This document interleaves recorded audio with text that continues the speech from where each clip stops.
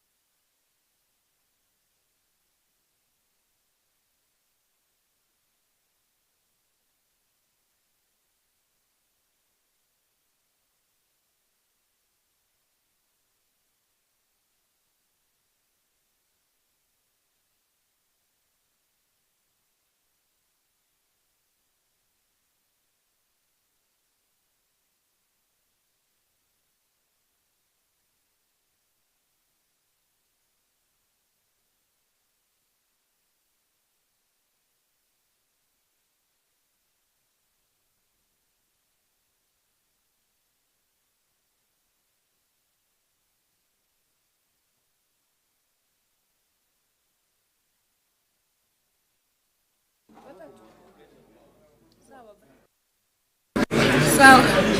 Nimeweka pikeki yangu. Ulirudisha huko. Ulirudisha hapa nikaingiza. Nani?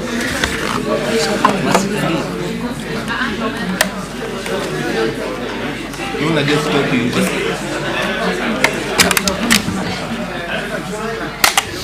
Ile kuna joto.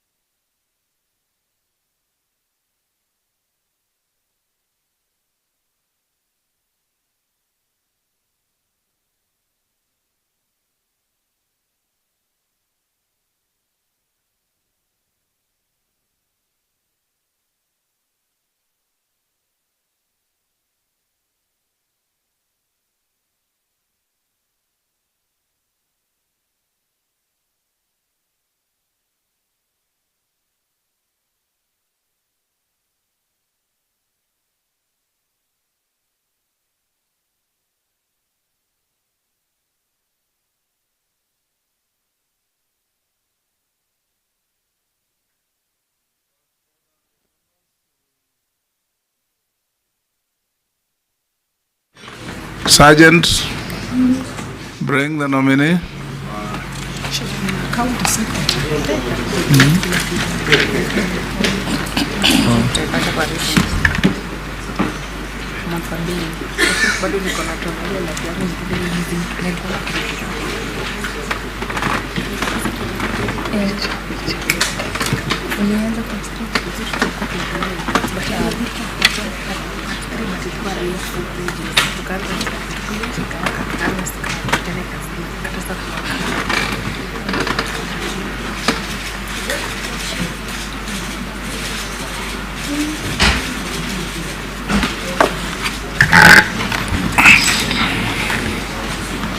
Good evening.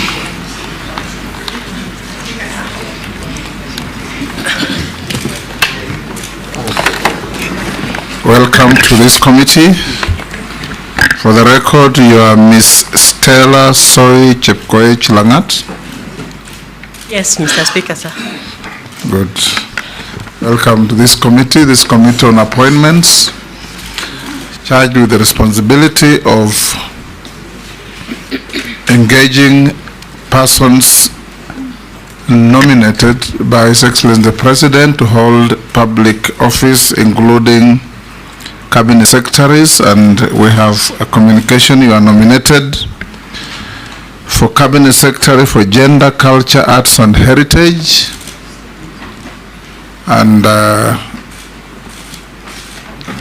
if you find favor with this committee after engagement, then it will recommend your suitability, because our duty is to find whether you are suitable or unsuitable for the job for which you are nominated. The committee consists members that you can see here, and before we engage, we'll ask you to take an oath. You are going to give your statement on oath, you may choose to take an oath on the Bible or the Holy Quran or the Holy Book of Hindus. Which one do you choose? The Bible. Bible. So be upstanding, take the Bible with your right hand and recite the oath before you. I, Stella, Can you move closer to the mic so that you can be heard on record? I, Stella Chepkoech Soy Langat, do swear that the evidence I shall give before this committee on the matter under this consideration shall be the truth, the whole truth, and nothing but the truth. So help me God. You may take your seat and sign to the oath.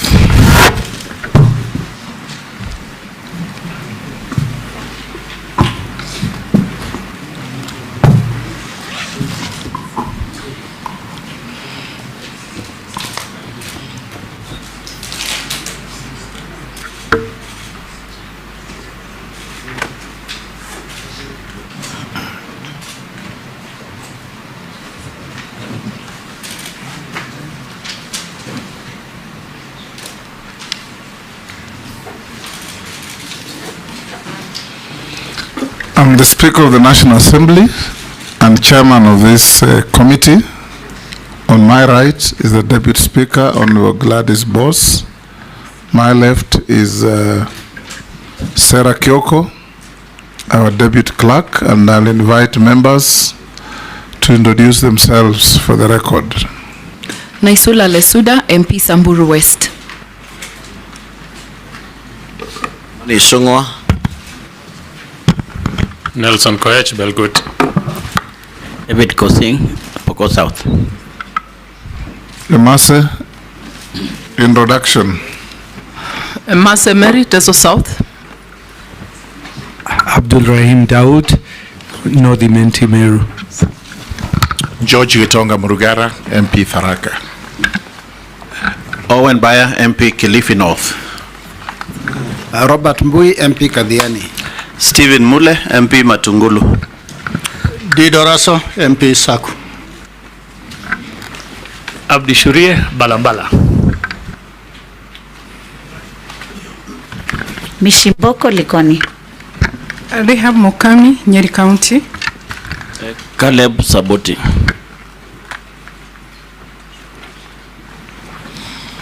Stella, for purposes of the conduct of this hearing, will be referring to you as nominee. All right? We will start off by inviting you to introduce yourself, but before that, pass on your original documents in your possession to the clerk to cross-check with the documents we have on you. So start by introducing yourself by name, educational background, work experience, any key competencies that make you feel you are suitable for the appointment to which you have been nominated by His Excellency the President.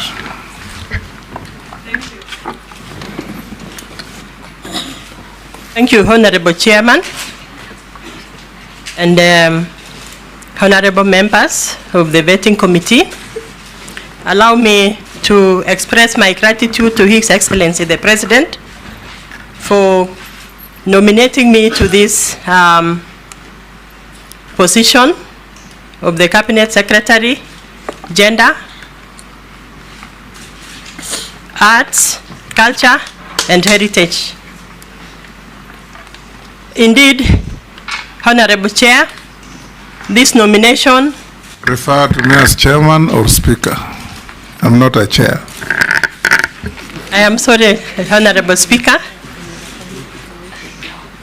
Allow me to express my appreciation, Honorable Speaker, to His Excellency the President for this opportunity to serve as a Cabinet Secretary.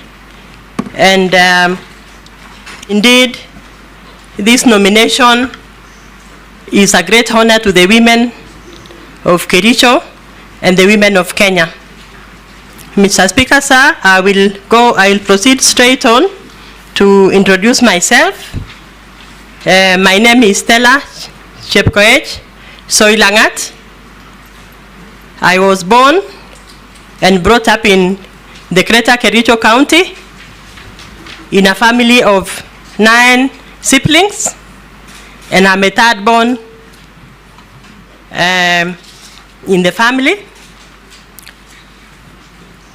I went to school in Meswanda Primary School.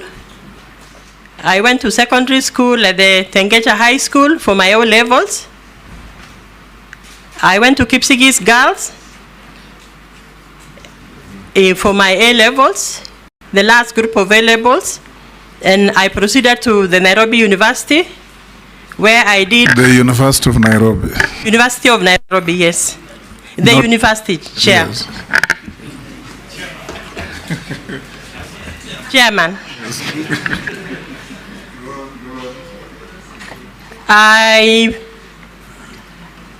am a holder of a master's degree in public administration, and I've attended several other capacity building trainings from the Kenya School of Government and other institutions. Honorable Chair, Honorable Chairman. Very easy. You can call me chairman or speaker. Speaker. Yes. Speaker is Isha, Chairman. Go ahead. Yes. Go on. I have also had various capacity building trainings in areas of mediation, in areas of conflict management, in areas of peace building, and I've served in the public service for a period of 29 years, serving in the central government in various ministries, starting from the State Department of Public Service. I've served in the Labor Department, and Honorable Chair, I was privileged to be part of the team that was setting up the State Department of Gender when it was being in the process of transition. That was in the 2004 at the Department of Social Services, Sports and Culture. Honorable Chair, Honorable Speaker, I hope I will not be penalized for calling you the wrong name. Mr. Speaker. Yes, no, go on. Let me stick to the Honorable Mr. Speaker, sir. Go on. Nobody will penalize you. Go on. Thank you very much. I'll try and much as possible not to repeat it again. So, Honorable Speaker, I've built a career in the public administration, working in several ministries, and I have captured, I've been able to go through building capacity. My capacity has been built as a career administrator, and I have served different ministries. I have also served in the public administration, field administration, covering 3 regions, that is the Rift Valley. I have served in the Eastern region. I have served in Nyanza and South Rift Valley. Mr. Speaker, I have also been involved in institutional building. I was privileged while working in the office of the Attorney General to be part of a team who was setting up the Witness Protection Agency, which was actually a very unique institution. It is one of its kind in East and Central Africa. And I want to believe, Mr. Speaker, that gave me an opportunity also to interact with issues of gender-based violence and the need to protect witnesses for purposes of ensuring that there is success in the prosecution and also to strengthen the administrative justice system.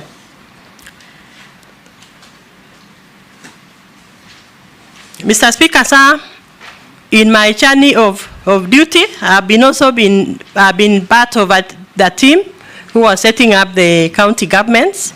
I was privileged to be the first interim county secretary for the Narok County government.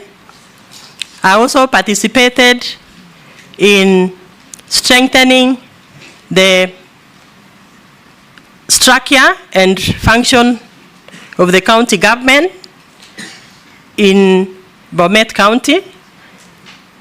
And I have also participated in issues of ensuring that cults are protected from repugnant cultural practices while serving in the county government of Bomet, while setting up the Bomet East sub-county. And those experiences, Honorable Speaker, have assisted me in building resilience and also interacting with the environments where gender-based violence is rampant and where interventions are required to strengthen the fight against gender-based violence.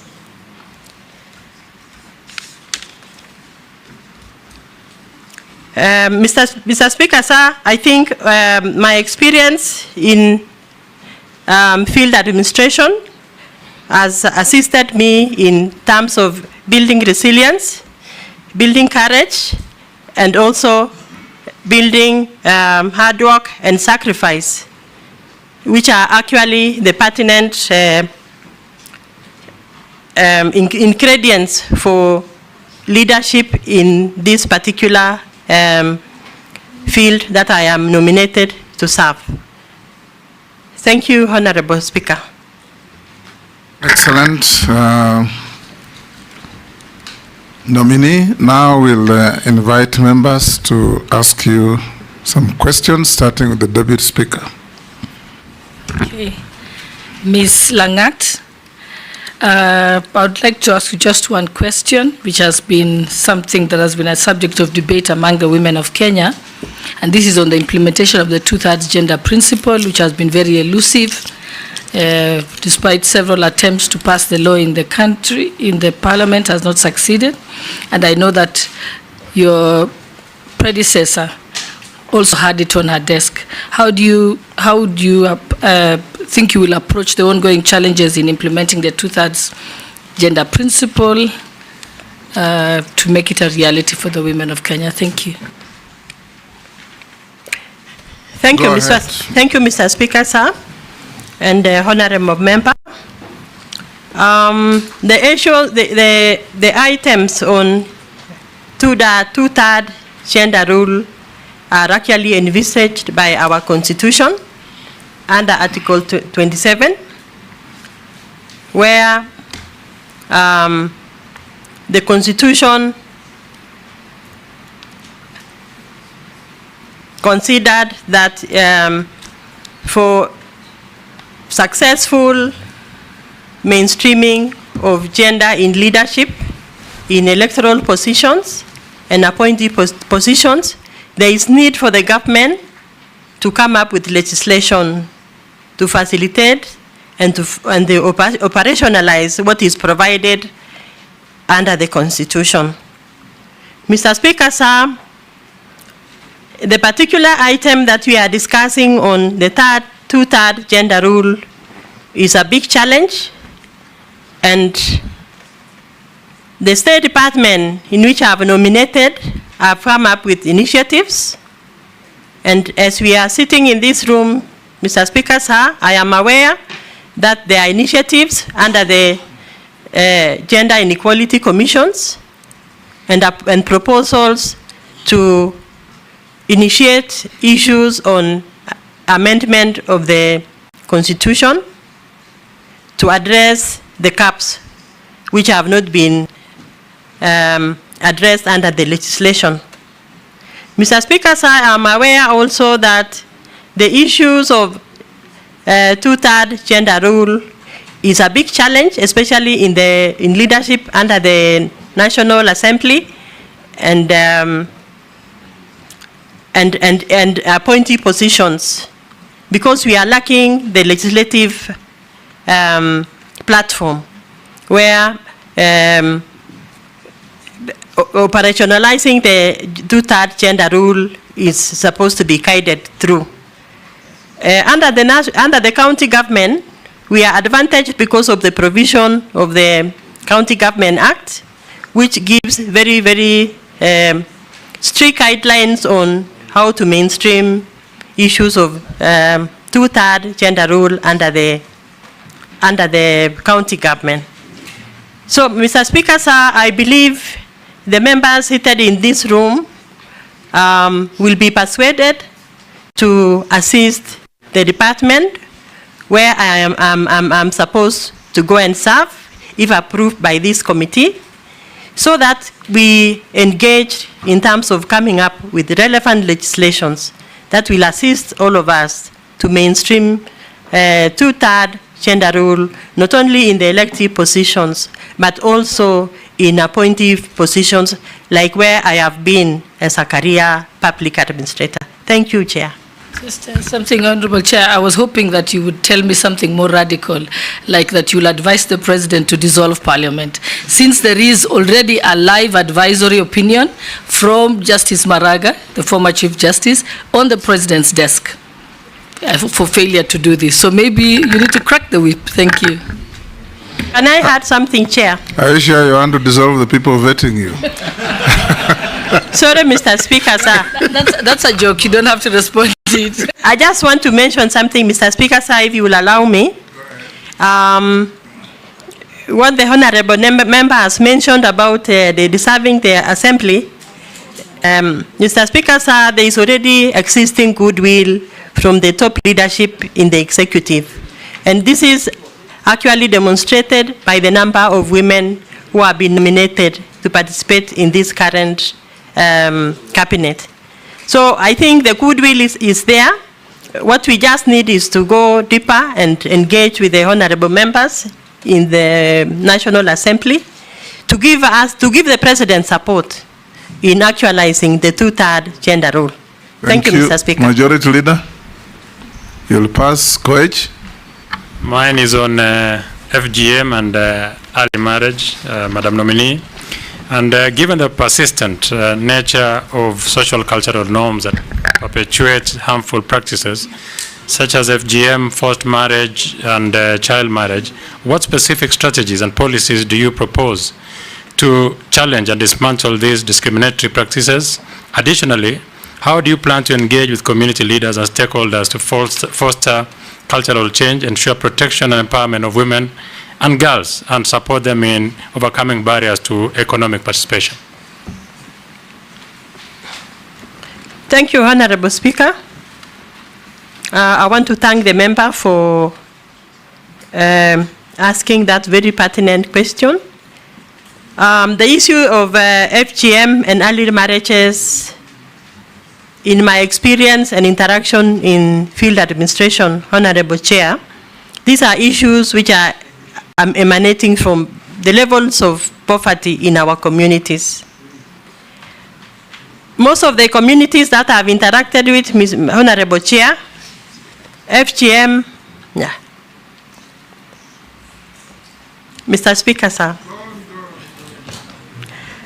Most of the communities where FGM and early marriages are rampant are communities where the poverty index is very high, and girls are actually considered as an investment.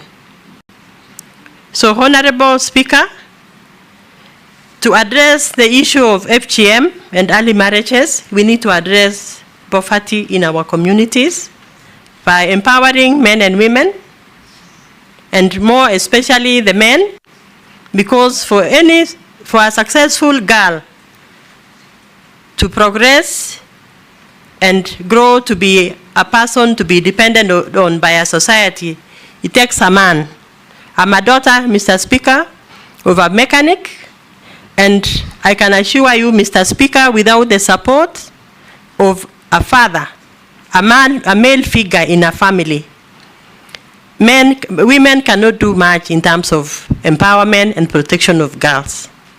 The second thing, Honorable Speaker, is addressing the issue of facilitating the girls to ensure that there is access to education by ensuring that each community have a school which the girls can be able to access, and also supporting the girls by giving them the required items like sanitary towels, so that they are able to transit from puberty to higher levels in education. Honorable Speaker, also we need to strengthen the women who are actually, they are the women who are actually earning a living from being the perpetuators of FGM, by giving them alternative means of income through economic empowerment. And one area where we can help these women is to allow them and to access funds through the normal arrangements that we have right now under the Kenya Kwanza administration. We have Hustler Fund. We also have women women enterprise fund. So we can empower these communities so that they get alternative sources and forget about our girls, because the only way to protect girls are to protect perpetrators who are using the girls for economic gains. And finally, Honorable Speaker, is to create awareness among the societies, the communities where FGM is rampant. And I'm counting on the members in this room. As I listen to the introductions, I could assign every community where girls are experiencing the FGM, so that we have concerted efforts and help these girls together through the bursaries that the members sitting in this room are administering, so that we bring down the rates of early marriages and FGM in our country. Thank you, Honorable Speaker. Thank you, nominee. We'll take... Honorable Speaker, yes, I have a follow-up question regarding the two-third gender rule, and I want to ask the nominee, are you aware there was a report in the Parliament and the multi-sectoral working groups on two-third gender rule, and the report is already in the Parliament? Are you aware about that? Because I didn't hear you mentioning that. Thank you, Honorable Speaker. I am aware of the task force that was working on, I believe the Honorable Chair is talking about the NATCO report. Is that the one, Honorable Chair? Maybe that, if that is the one, I'm aware. And I thought it was an item which was still under discussion.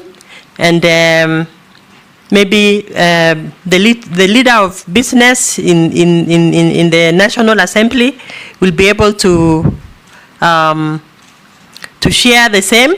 And I believe now it is still an item still under consideration. And since the honorable member who has mentioned it is part of a team in the National Assembly, I would also persuade her and other women, other honorable women leaders in this house to also support the same, because I believe if we succeed in that proposal, it might be a game changer for the life of the girl and women in this country. Thank you, Honorable Chair. Passing, you'll pass. Kikaria. Just for introduction, my name is Kikaria. Pass. Thank you. Yeah, Chairman. Yes, Naisula. Thank you. To the nominee, I have a very simple question. Gender is mostly misconstrued to be about women and girls, while I also think it is about boys and men. And we're seeing a lot of challenges which especially our young men and boys are going through. I want to know, if approved by this committee and the National Assembly, what measures will you put in place to ensure that our boys and young men are also taken care of? And finally, your views on femicide and rape, which has become rampant. Thank you, Honorable Speaker. I want to appreciate the Honorable Member who has just asked the question. Those are actually very pertinent issues in our society now. The issue of the boy child and the men is actually one of the emerging gender issues in our communities. As we sit together in this room this afternoon, everybody is aware, every member seated here could be knowing of a case of a boy, either in your neighborhood, either a friend, a child of a friend, or a child of a sister who has gotten involved in issues of drug and substance abuse, cases of mental health, cases of broken marriage relationships. And when you look deep into the issues, Honorable Chair, the issue of the poor child is actually in a crisis situation. Honorable Chair, Honorable Speaker, if you go down the streets in this town, in this city, the number of boys who form part of the street families, you realize that the number of boys in the street family is actually on the increase. When you go to the mental health centers, you find the number of boys also is very high. Cases of femicide that we all witnessed in the recent past, it is our boys who are involved. So I think, Honorable Speaker, as a government, we need to come up with deliberate efforts targeting the boy child, starting from issues of drug and substance abuse, by starting to take most of them which are affected to rehab centers, and move a step higher to give them a reorientation and even train them in areas of their interest. We can take them to TVETs where they can train in areas of where they have technical interests, so that these boys can also be empowered and be made to be useful and to have a gainful engagement, and also to encourage them to start families. Because right now, Honorable Speaker, the empowered girl that we have in our homes today, they have no husbands. Because the boys who are supposed to marry them, they are in drugs, they are involved in femicide because maybe they were disappointed by one woman. Honorable Speaker. Yes. I just want to caution on statements, especially where you're talking about, they need to be married and all these statements. Be very careful on the words you use. Some of young people do not necessarily want to marry at all. Number two, there's a statement that you've used, and someone has sent me a furious message saying that she needs to be careful because you say it without support of a father figure, women can do little to succeed. She's saying she is a daughter of a single mother. Actually, since it was my question, Chairman, yes. and I under your guidance, what you have been saying is that we are not looking for lamentation. I asked for measures and what we are going to do in case you are approved. Yes, Robert? Yeah, I also want to caution, because she just said that on the matters of femicides, our boys that are involved, and without evidence, you can't really accuse anyone. That is also true, nominee. Nominee, you are before this committee to demonstrate that if you find favor and His Excellency appoints you, what is your vision? You know, the questions you are being asked is not about general knowledge. It's about if you become the cabinet secretary in this docket, what are you going to do about the plight of the boy child? What are you going to do about femicide? What are you going to do about all the things you have been asked, FGM and so on? So people, members of the public and this team are looking to you to demonstrate your vision for the country and what you can do to improve the space to which the president has nominated you to be. So avoid generalities and histrionics.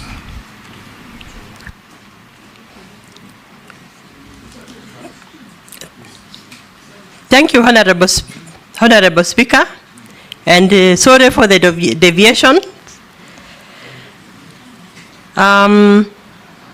I want to just add something, Honorable Speaker, that most of the areas that honorable members are as asked, they are areas also of research, which I might not have information, I might not have the data, but I could be having general knowledge. And since, Honorable Chair, I'm not an expert, I withdraw my sentiments, and I beg the honorable members to give me an opportunity to continue with the presentation. We'll go to Owen. Just a quick one, Honorable, so I can also give guidance. I think, we would like to see what are the policies, what are the policy gap in the gender sector? What are the legislative gaps in the gender sector?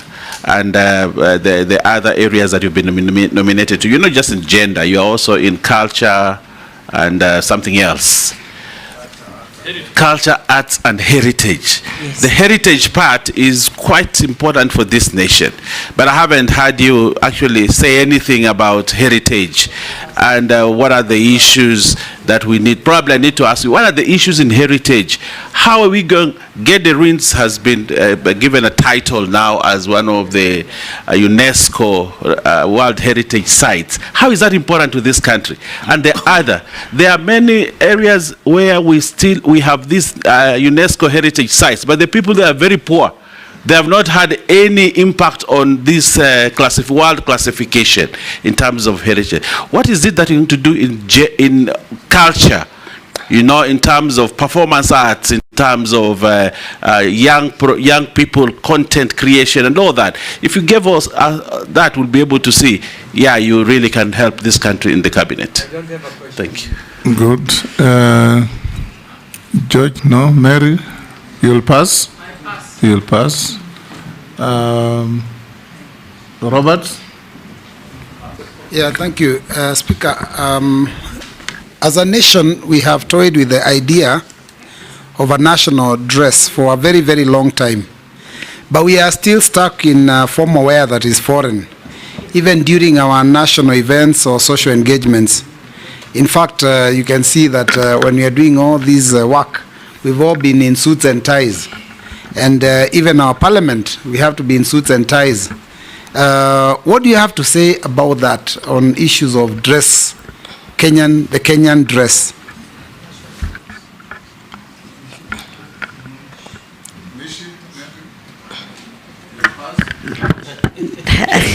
Chair, with the gender ministry, that I cannot pass, I have to say something. And my question, one will be on the gender-based violence. And I'm looking on how are you going to do some intervention, because the cases are rising each and every day, especially in the rural setup. And one of the reasons is because there's still some tradition. When these cases happen, the family feels that if we go report, we're exposing our daughters. and become a challenge to that daughter to receive some justice. On the same breath, we have seen what is happening in our police stations when these cases are reported. The evidence on some cases have been confiscated, and maybe sometimes the evidence are not there, are not even taken to the courts, and it becomes a very big challenge for these daughters of ours to get some justice. I want just to get from our nominee, what kind of intervention or rather mitigation are you really going to do? Because we have good laws, sexual offense bill, we have the victim protection bill, and so many others. But still each and every day we are seeing these cases, and it's shocking that you can even see a father raping a daughter, a brother raping a sister. It is really very, very sad, Honorable Chairman. My second question, it is about the issue of our culture and heritage. And I see we have a challenge, especially in preserving and promoting our cultural heritage. Knowing that as a country in Kenya, we are rich in cultural heritage. I'm looking on how are we protecting our right. For instance, the patent right on our kiondo, for instance, from the Kamba land. That kiondo from the Kamba land. That ushanga from the Ma community. And those regalia from the Pokot and the Turkana. These are all culture. This country is high time that we need to know how are we showcasing our culture. Do we have a cultural day? Maybe so that all our communities can just come together. We have like a celebration and we showcase where we came from as Africans, as Kenyans, and where we are. Because this is one way even to promote tourism. Because I mean, people will just come on that cultural day and just come to see what Kenya has. So I want to say that we need to tap those available opportunities in terms of culture, art, and national heritage. I thank you, Honorable Speaker.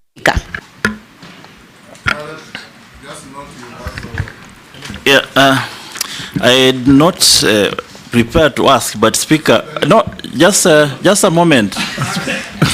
I wish you listen to me, Speaker. I said I not have a question, but I just had an opportunity to peruse a CV, and I noticed something very unprecedented with the civil, the officer in public office. The nominee, you've not gotten... On which page? From page 13, basically on her experience and the position she has held, all the way to 21, actually all the way to 23. Not arranged in chronological manner, but from 23, she has served in so many positions across so many ministries, county governments, parastatals. There is no any promotion in one single ministry. So it begs the question, why are you not promoted from where you are? You are always going to another organization, another office, another either county government. Sometimes you are exchanging. Yeah, so I just wanted to know why. No, I think you're reading it wrong. Yes, because if you look at it from page 20, if you start with page 23, which is the farther as far back, she was a personnel officer. Then she rose to a district officer 3. Then she rose to assistant secretary. Then she rose to assistant secretary again in the finance division. Yes. And then I think Caleb never worked in the public service, so he doesn't understand it. No. I think you didn't get my question. At least if you work in the Ministry of Interior, for example, you will rise up. If it's Division 1, you go to Division 2. My question is that all these organizations, there is no any single workplace you've risen up. You're always going to the next. If assistant secretary 1, and then at the Ministry of Defense, she was a senior assistant secretary and personal assistant to the permanent secretary. That's a rise. You could and under secretary is a rise. No, I think you're being disparaging of women. Then let the nominee respond. It's just a simple question. Chairman, point of order. Chairman, just to add on what Caleb has just said, I've also observed that she has been working on a very short period of time. Short period. If you just look, maybe we need to understand why, for instance, Minister of Labor, 2005 to June 2008. And there's one which was very short. Be fair to the nominee in public service order. Yeah, we just need to understand maybe that trend. We just need to understand. In public service, Honorable Mishi, we need to understand. I'm not defending the nominee, she will answer. But in public service, no servant chooses where to work. You can be rotated around anywhere. I was a magistrate for only 8 months. And I worked in 5 stations. I don't know what you would say about that. Nominee, you've had the questions, including Caleb Amis's question, that you seem to have been marking time in your positions of appointment, and you suffered regular transfers and change of places of work. Thank you. Thank you, Chair. Yes. Thank you, Chair. Thank you, Honorable Speaker. I beg to start from the last question so that I clear the air. Honorable Speaker, maybe also to shed some light on the operation of a public service where I've served for 29 years, Honorable Speaker. In the public service, there is what we call rotation of staff. And in the career, as a career administrator, you can only work in one station for not more than 3 years. I believe that one is clear, Honorable Speaker. Yes, go on. And that is a career that you don't just move from one level to another. There are requirements to move from one job grade to another, especially in administration. There are required training, capacity building for you to be allowed to move from one grade to another. So, Honorable Speaker, I started working as an assistant secretary, which is equivalent to DO3 in field administration. I rose to the level of assistant secretary 2. I moved again to 1. I moved again to senior assistant secretary. I moved again to under secretary. I moved again, if you can follow my CV, to senior deputy secretary, where I served for a very long time. And the equivalent position in the field is Deputy County Commissioner 2. So, which in the old system would be a DC? DC, which is senior DC. So, Honorable Speaker, the working of a public service is complex, and I appreciate the questions from the members. And like in the first phase that you can see in my CV, I've worked in 3 different state departments. Move to another question. Yes. So I believe I've addressed the question by Owen, then the question by Mishi, and the question by Robert. Honorable Speaker, I beg to answer the questions from the question of the UNESCO historical sites, which was asked by one of the honorable members. And I want to report that the Republic of Kenya was privileged to be part of the countries whose one site was approved by the UNESCO in the 2024. That is the Kedi ruins as historical sites under preservation and maintenance by the UNESCO, under the UNESCO protocol. So I wanted to just add also on issues of performing artists.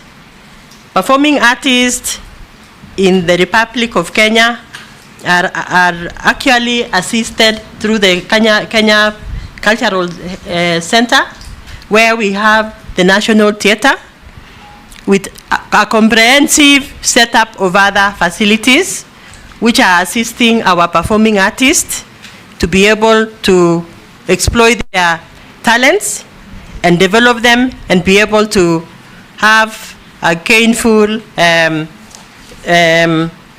are able to participate in the economic field where they are able to exhibit, they are able to perform locally and internationally.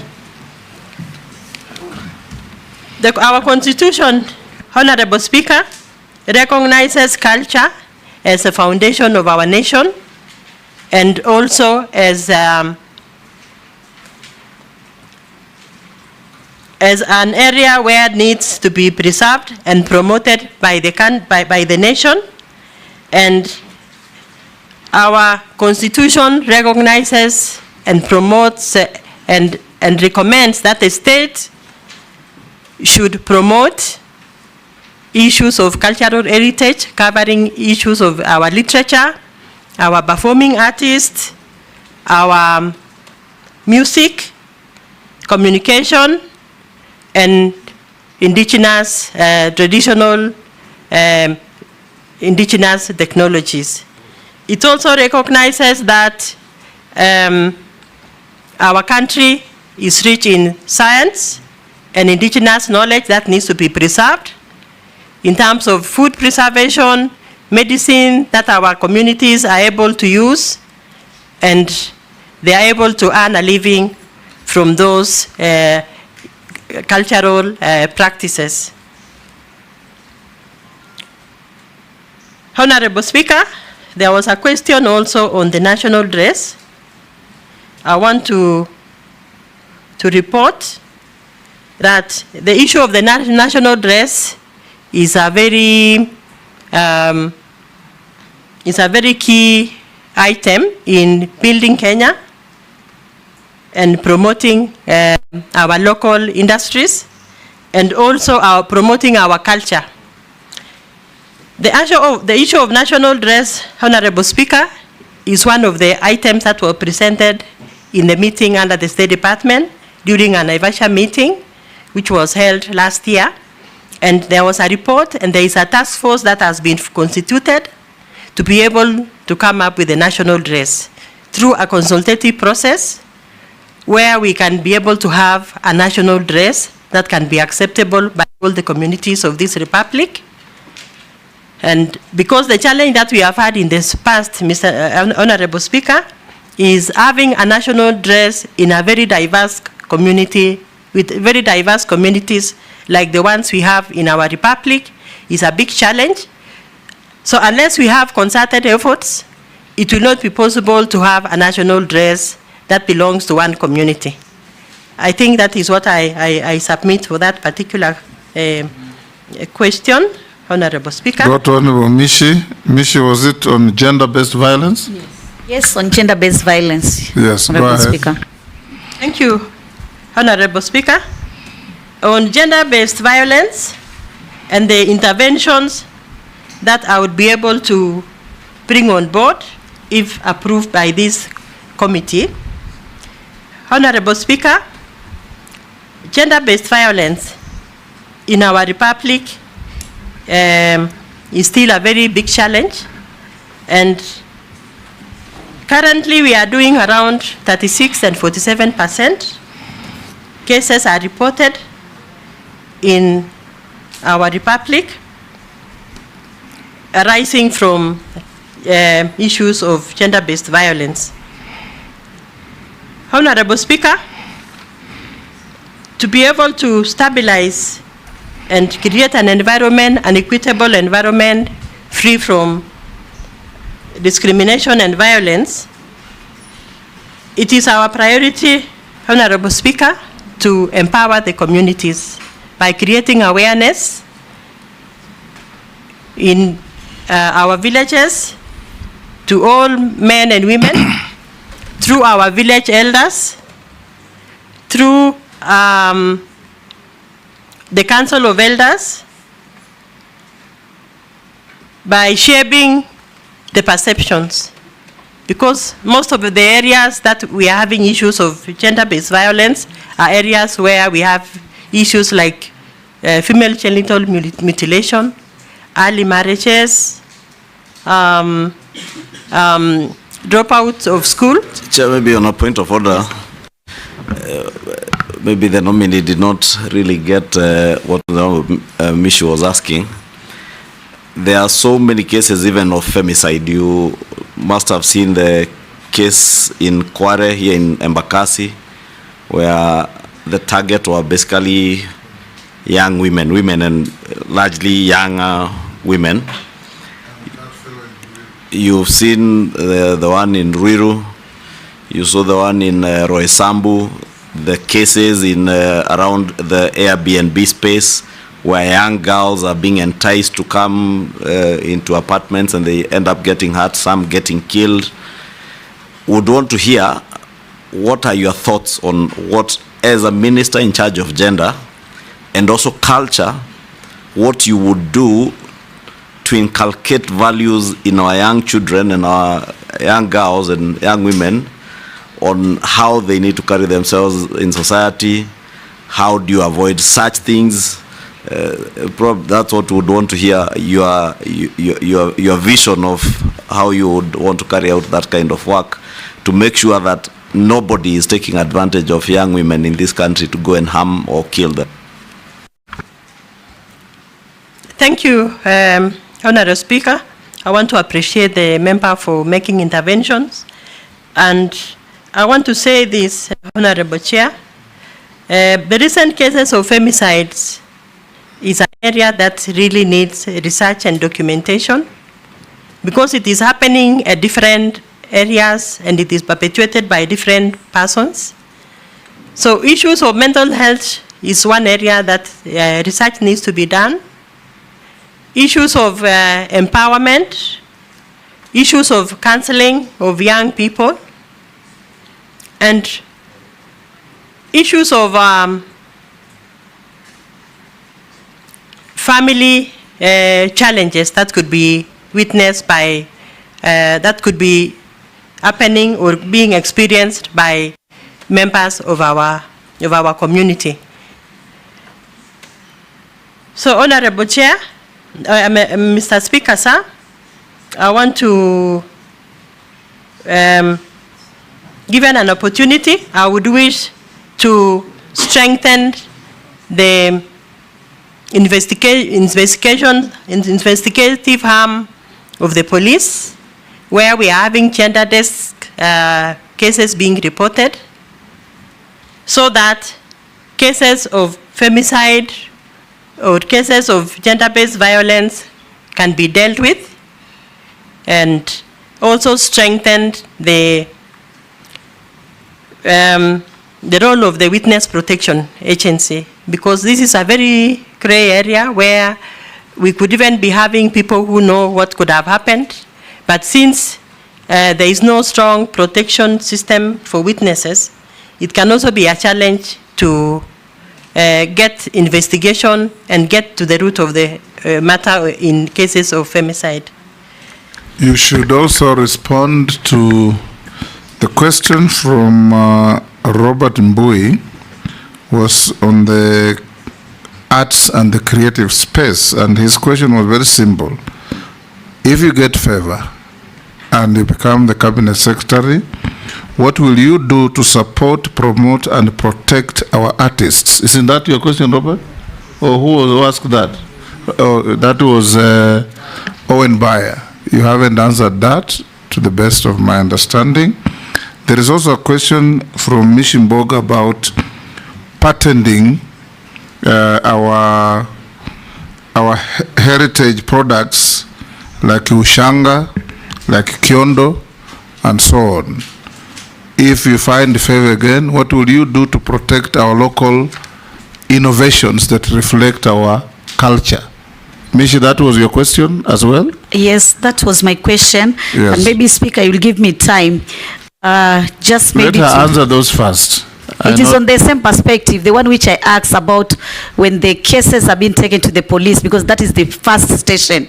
You report the cases of GBV. She said she will strengthen police investigations. No, I just want to say something very crucial. Yes.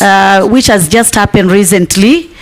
I cannot see properly, but just recently our CG Kome had opened two courts at Siaya and Kisumu, and specifically for gender-based violence. And he also instructed that we need to have specialized police officers who are going to be fast-tracking some cases of GBV. So I just wanted to put that information. There is already a police policy that if a young girl who has been brutalized goes to the police station, her report and statement is recorded by a female police officer and not a male police officer. But gender desks. Go on and answer those questions. I'm not the nominee. Thank you, Chair. Thank you, Honorable Speaker. Thank you for repeating the question again. And in every police station, under the gender mainstreaming program, we have gender desks where all cases of gender-based violence are reported. And they are picked up from there by the prosecutors. And if there are any witnesses that needs to be protected for purposes of successful prosecution of cases, they are referred to the Witness Protection Agency for protection to ensure that there is successful prosecution of the perpetrators of the crime. So the biggest challenge that we have had in the past is most of the gender desks are manned by women. So when we have cases of men, it becomes a challenge. So if I succeed to become the cabinet secretary for the same department, I will endeavor to ensure that the gender is mainstream in this desk, so that we don't have only women. We also have men. Have no issues. There are enough male police in police stations to deal with the cases. So those ones are not a big problem, nominee. You can go to the next on support, promotion, and protection of artists. Thank you, Honorable Speaker. On protection of the performing artist, we have the Kenya Copyright Board, whose role is to protect and facilitate issues of the copyright and protecting our artists from pirates, and also to ensure that they get what they are entitled through payment of royalties. On issues of promotion, Honorable Speaker,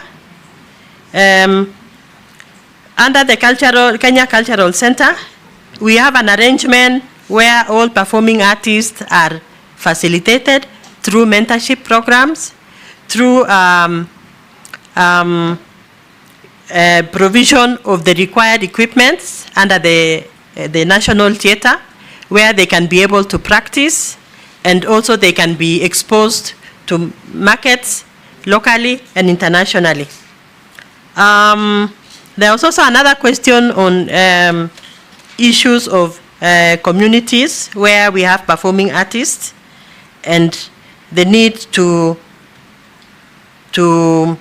commercialize their activities, if I got it right. So, Honorable Speaker, this is an item that really need additional strengthening, so that in every county we have a cultural center where all the communities can be able to bring up their artifacts and can be able to share and can be able to exhibit to visitors, whether they are local visitors or visitors who are coming from foreign countries, and they can be able to earn a living and also preserve the artifacts and also preserve the cultural and historical sites.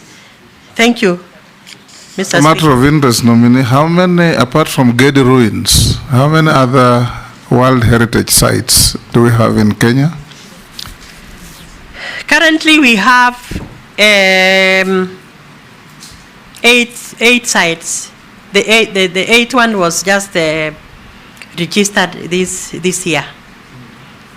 That is, the Kedi ruins was the additional we had from the 7 that we had in the past. Which are those? We have the Fort Jesus, we have the Kaya Forest, we have the lakes in the 4 lakes in the Great Rift Valley. We also have a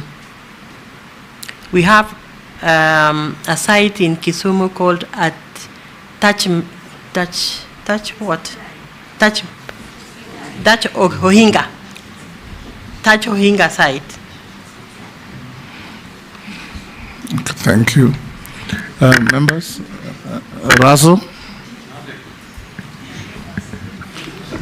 Thank you very much, Honorable Speaker. I'll just ask one quick question.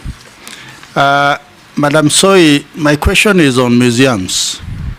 You know, museums is about our history, our culture, our heritage. But over the years, there have been very little investment or movement towards preserving the museums. If you are favored with this appointment, what are you going to do about the museums? Thank you, Honorable Speaker.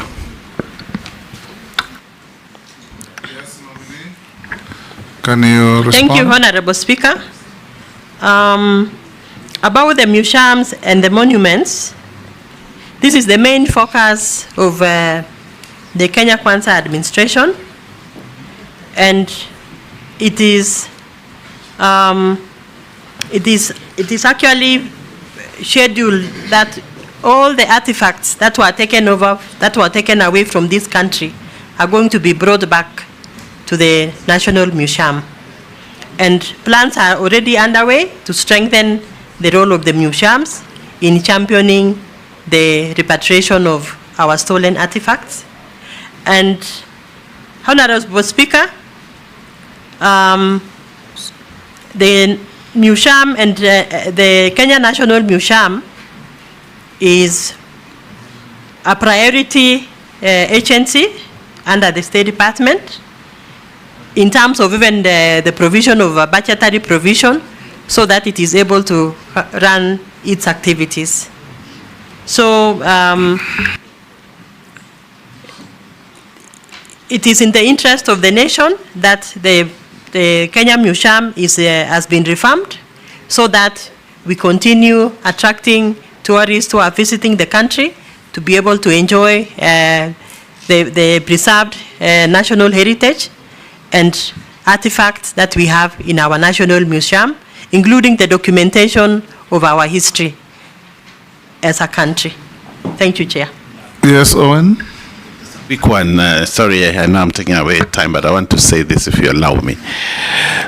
If you go to Vatican today, there are hordes of people. You don't even find space. They just come to see 1 or 2 artifacts, you know. You go to a lot of these countries out there, it is what drives tourism, you know. But in this country, the National Museum here, I don't know whether you've checked the numbers. The cradle of mankind is here in Kenya. The Gede ruins is actually abandoned. It's almost dead, you know, though it has gotten UNESCO. Lamu is rich in heritage. It's actually it's a UNESCO thing. The Kaya forests, they're almost becoming extinct. We would like to hear your vision, apart from just telling us what they are. What is your vision in tying tourism, numbers, revenue generation, and museums in this country should not continue to get money from exchequer. They should generate resources. But they are not doing that. The Jumba ruins in Mtwapa is one of those big things that people used to come to. But now all the land is gone. It is grabbed. It's only the skeleton that is remaining there. Old Town in Mombasa would be the place. Fort Jesus would be the place that would drive the tourism in Mombasa. And the revenues that would be coming in would be big. But we haven't, Vasco da Gama and Malindi, we haven't had your vision. We would like to hear, what is your vision to drive the national heritage, the culture, in bringing in income, because that's what Kenya Kwanza is about, generating income through the heritage that we have. We haven't seen that. Ms. Soy, kindly let us know what you think. Thank you. Thank you, Chair. Honorable Speaker, I want to thank the member for really bringing out what needs to be done in the Department of Culture and National Heritage. Honorable Speaker, Vatican has been mentioned, and issues of perception and marketing is a very big issue in our country in terms of selling our country. Branding the country is a very big issue, and I would want to say, Honorable Speaker, I think we need to do more. I want to share this very exciting news that this country has received an opportunity, an international opportunity for our president to profile the country in terms of our culture and our national heritage in a national annual event in Germany. And this is an opportunity to brand ourselves. This is an opportunity to sell our country, to expose what we have in terms of our rich heritage, our food, our language, and our artifacts, and everything that relates to our culture. Honorable Chair, I believe this will be a launching pad for this administration so that we can have a replica of the same with other countries, so that we can market our country and market our people and the rich heritage that we have as a country. So, Honorable Speaker, I just want to mention something also about the communities. Before we go outside to market ourselves, we also need to sensitize our communities so that every community can have a cultural center.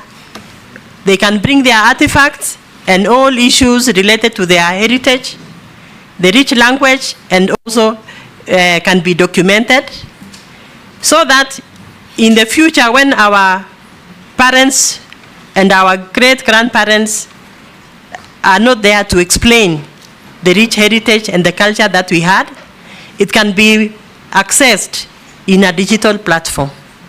Honorable Speaker, when you visit other countries, you find areas of cultural sites are being developed in a way that the sites are preserved and we reduce unregulated visits, so that the environment where our sites are can be preserved for future, and also so that we can continuously commercialize our heritage for ourselves and for posterity, Honorable Speaker. Thank you, nominee. I think members want to bring this to an end. I'll just ask you one last question on behalf of this committee. If you find favor, and I already asked you this, we have had ministries in charge of this docket since independence. If you find favor and you become the minister in this docket for our gender, arts, culture, heritage, what is it that you bring on board that is different from what others have been doing to grow and enrich the space that you are going to occupy for the benefit of the people of Kenya? Thank you, Honorable Speaker. In 2 minutes. As I come to this space, Honorable Chair, I carry with me a wealth of experience in issues of gender, in issues of cross-cultural exposure and appreciating the national diversity of our country. Honorable Chair, if allowed to be in this space, I will do my best to ensure that there is transparency and accountability in the management of the Kenya Copyright Board, which is the lifeline for our performing artists. I will do my best, Honorable Chair, as I come with the principles as I come with the values and principles that guides a career civil servant. I will ensure that there is fair competition and in the appointment and promotion of staff working in these environments. Thank you, nominee. I'll ask you 3 last mundane questions. Have you ever been adversely mentioned in any integrity-related report or investigations? No, Honorable Speaker. Do you hold any leadership position in any political party? No, Honorable Speaker. What is your net worth? Thank you, Honorable Speaker. My net worth is about 70 million Kenya shillings, ranging from assets, homes, pieces of land, a few cows, and some orchard, avocado orchard, and a few shares and securities. Thank you, Honorable Chair. Thank you. Lastly, on page 3 of your documents, you say you went to the Nairobi University. I want to remind you that I'm an alumni of the University of Nairobi, and I hope that's where you went. Thank you, Honorable Chair. I actually went to the University of Nairobi. Yes, we have no Nairobi University in this country. It is just the university. The University of Nairobi. Yeah. Thank you, Honorable Thank Speaker. you, Stella. We have had a good interactive engagement. We'll ask the Sergeant, we have looked at your documents and what we have in our possession, they correspond. And there were only 4 memoranda sent on you, and you responded to all of them. So we now release you to go back to your other duties and have a good evening. Thank you, Honorable Speaker. Yes. I appreciate the opportunity. Yes. And I look forward to successful vetting. Thank you, Honorable Speaker. And escort the distinguished lady out of the chamber.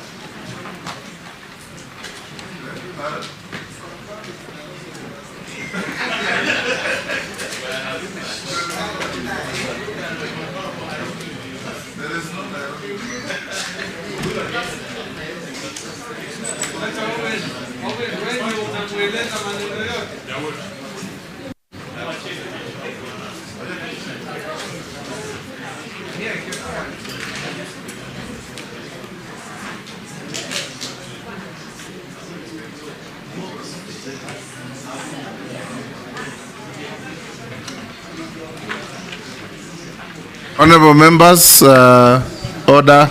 Shuria, take your seat. Owen, take your seat. My temporary whip, take your seat.